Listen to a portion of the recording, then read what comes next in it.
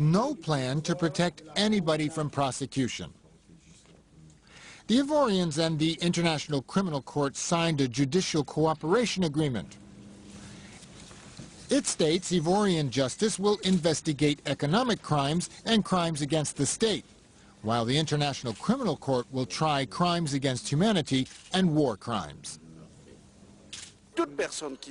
Anybody who lives on Ivorian territory, anybody, whether they be close to President Ouattara or to President Gbagbo, these people must be arrested, transferred to the International Criminal Court, judged and sentenced, so that we can say never again in Côte d'Ivoire.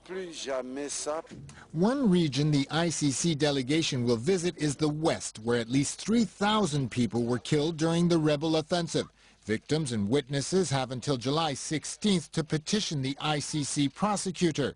But given the insecurity and the lack of trust in the new authorities, many may fear for their safety if they speak out.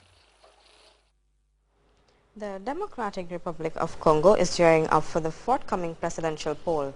President Joseph Kabila and the leader of the main opposition party have already obtained voter cards, but the opposition is decrying the slow pace of the process in Kinshasa, where it is believed it has a strong footing.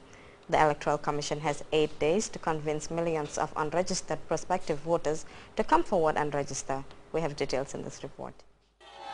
The president of the Democratic Republic of Congo, Joseph Kabila, was at this center in Gomba to obtain his voter registration card.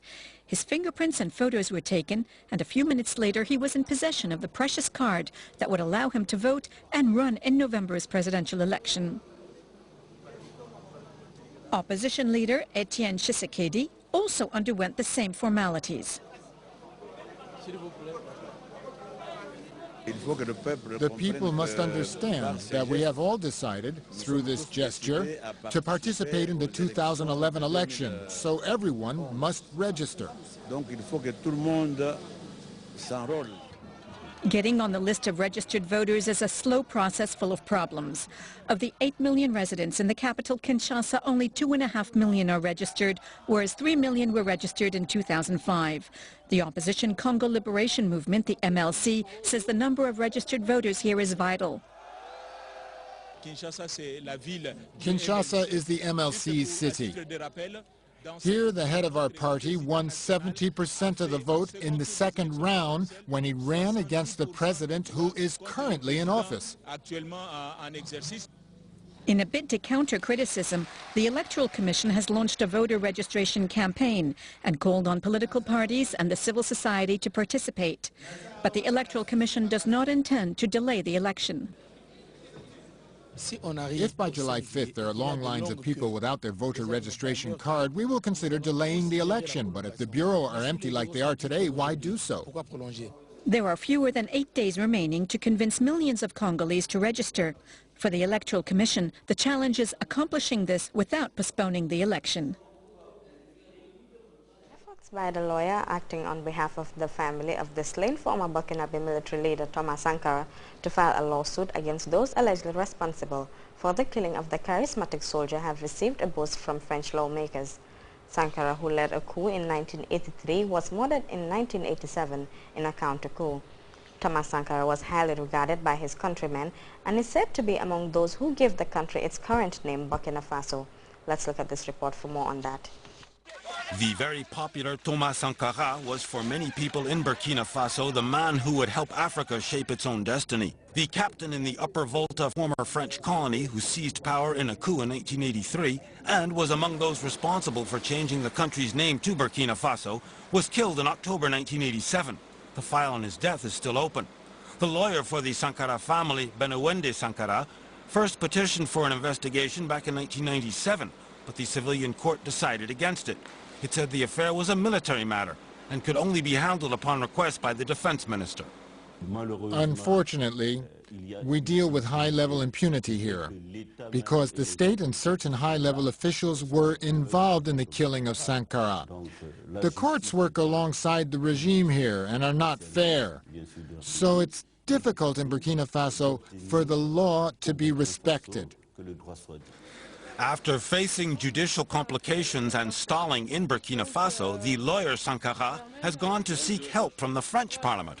Some 21 French deputies, mostly from the Green Party and the Communist Party, agreed to call for an investigation by the Parliament in Paris on the killing of Thomas Sankara in Ouagadougou.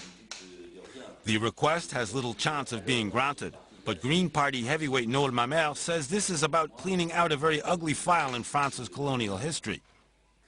You can see that from North Africa to Black Africa to the Middle East, people are involved in uprisings. And contrary to what the French president has said, these people are not destined to be repressed for their whole lives. So, as a part of this overall democratic revolt, we have requested the French Parliament to launch an investigation. Why launch an investigation in France? Because Thomas Sankara was a leader among those criticizing the unbalanced and lopsided relations between France and its former colonies. Witnesses at the time said the French Secret Service was involved in the events that led to his being killed. An investigation by Parliament could lead to archives being opened and the testimony of top officials at the time being heard. You can also follow that and other news stories as well as GRTS programs live on our website at www.grts.gm. There you can also monitor GRTS Radio Live. We'll now take a look at the weather report in the space by the Central Forecast Office.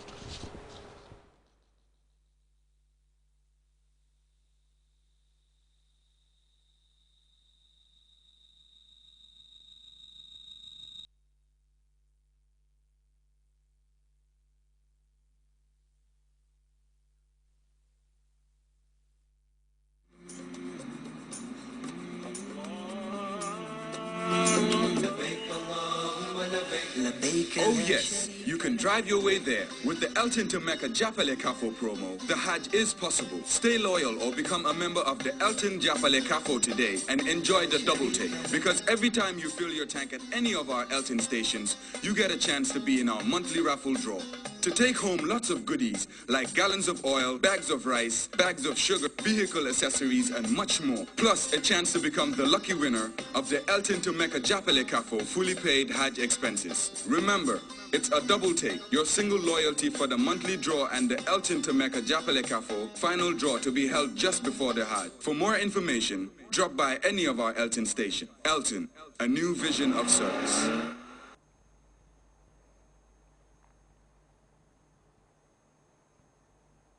Hello viewers and welcome to the weather forecast. First we start with the summary. It's been warm, sunny and humid during the day. Now let's have a quick look at the satellite image to see more of what prevails around the continent. Convective clouds prevailed over the Gulf of Guinea State, central and of course the eastern part of Africa. The rest of the continent remains dry and steady. For our weather tonight, clear skies to partly cloudy conditions will prevail over the country, and tomorrow is expected to be partly cloudy as well, warm and humid with thunderstorms expected around the eastern sector. Our winds will be mainly southerly around around the west coast and central river regions of the country, and southwesterlies around the upper river region.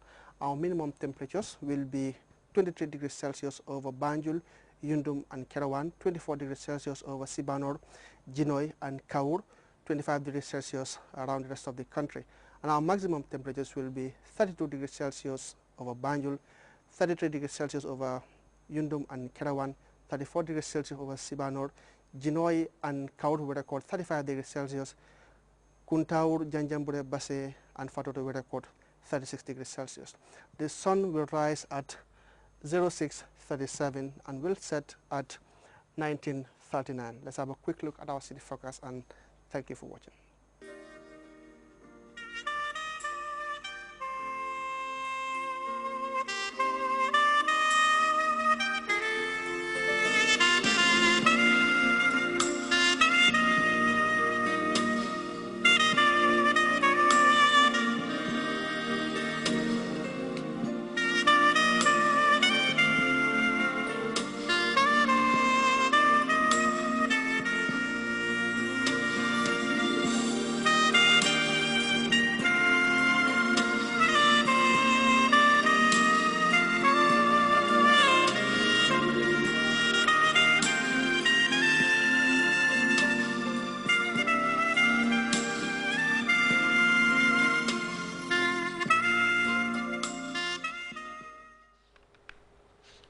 And before we end this edition of the news, a recap of the top stories.